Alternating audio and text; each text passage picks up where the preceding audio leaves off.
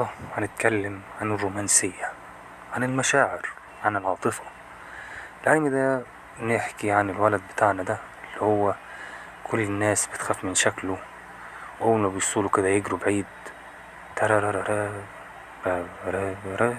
المهم أخيرا بيقابل البنت أم عين زرقا دي اللي بتشوفه بشكل مختلف ومبتخافش منه، ومن هنا تبدأ الرومانسية.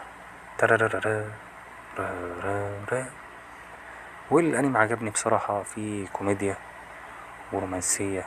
البت هتقوله كواهينا أومايوا، كماوي كواهينا أومايوا، وأنا قاعد بقى بتفرج ومندمج. ايه المشكلة بقى؟ ايه المشكلة ان انا اكون راجل وبدقن واتفرج على هذا الانمي؟ ليه لازم اكون مستخبي وحاسس ان انا بعمل جريمة كده؟ ما فيهاش حاجة يعني ان انا اتفرج على الانمي، عاجبني والله. فيعني صاحبي لما بيتفرج عليا وانا بشوف الانمي يقعد يبصلي كده ويقول لي ايه اللي انت بتعمله ده؟